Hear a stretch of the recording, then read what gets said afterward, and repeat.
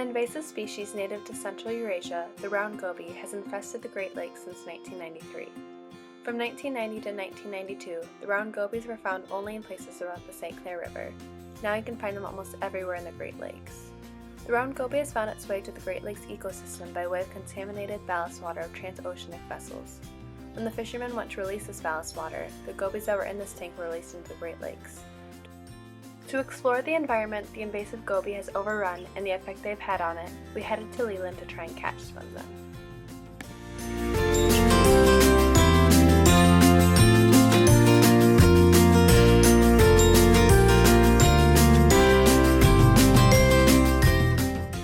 We arrived at the Leland Yacht Harbor to meet up with the fishermen who had experienced gobies.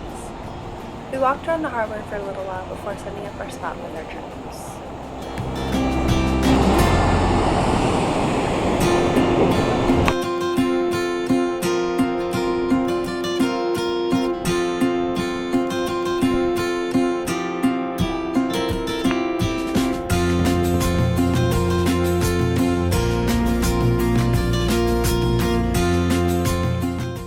While we were baiting traps, more fishermen from the local Carlson's fishery offered us some of their bait to help bait up the nets and set the traps in the bottom of the harbor, where gobies spend most of their time.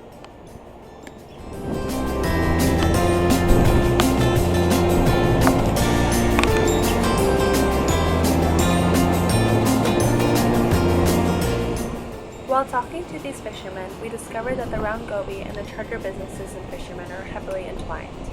The round goby affects the game they catch, and so they're well versed in the issue. Coming into this, we knew that the gobies were aggressive fish that feed on others' eggs, steal the native fish's nests, and take over native species' habitats, therefore wiping out large numbers of the native species. They have a great sensory system that allows them to feed in complete darkness, which gives them a huge advantage to competitors. Knowing all of this, we figured all the charter businesses wouldn't have anything but negative to say about the gobies. However, this was not the case. Alan, a local experienced fisherman, believes that the round goby is a positive invasive species that's provided a new food source to the native fish. Because the trout, salmon, bass, pike, perch, everything feed on them. Really? Yeah, they're thick out there, but that's a good thing because they get so many nutrients out of them. They make their meat taste better. The color's better in the lake trout. They're not bland color anymore. They're bright orange. Okay. Yeah. That's about the only invasive species that I can think of that come in as health play. Okay. Although gobies do bring certain advantages to the ecosystem, not all fishermen believe they do more help than harm. Jim, a local charter captain, disagrees with Alan. Taking away food from native fish. The more things that are added, like the zebra mussels, the quagga mussels, they all have consumption. And what they eat, native fish can't eat. And their volume is so great everywhere. There are areas at the bottom of the lake that are nothing this down there. Next, we interviewed Scott Anderson, another local charter fisherman, who highlighted the positives and negatives of the goby invading the Great Lakes. He notes that the goby disrupts the food chain, but we should not forget that it gives the lake trout another food source.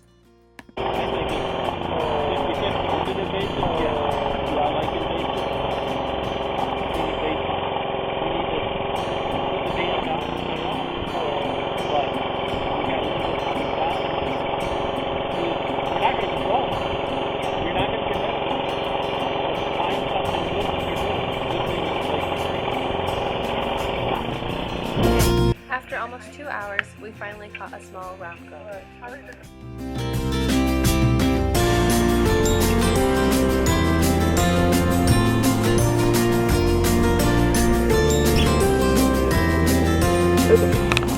Then we headed to Inland Sea's Education Center in Suttons Bay. They provided us with lots of information regarding what people are doing to prevent the issue and how this will affect the future of the Great Lakes and our planet.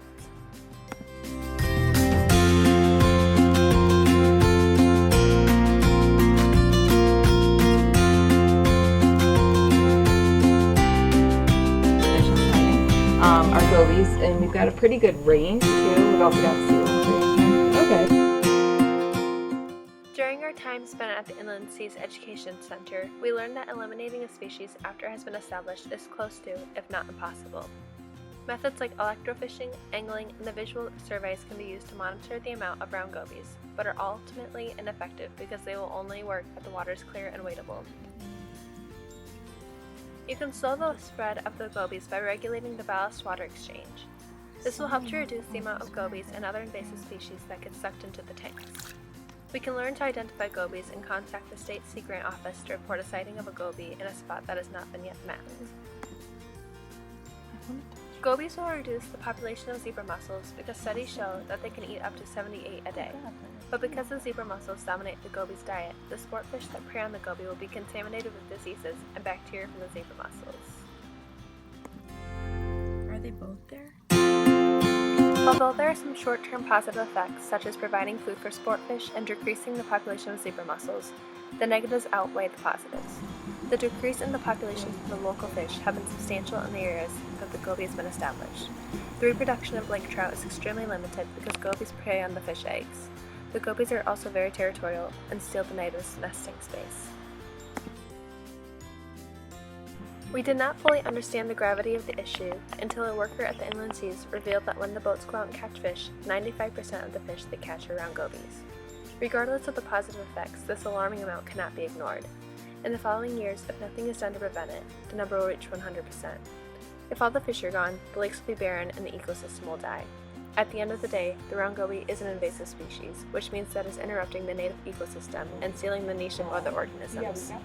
The goby has inserted itself into the Great Lakes ecosystem, and now that it is in, we need to act on it.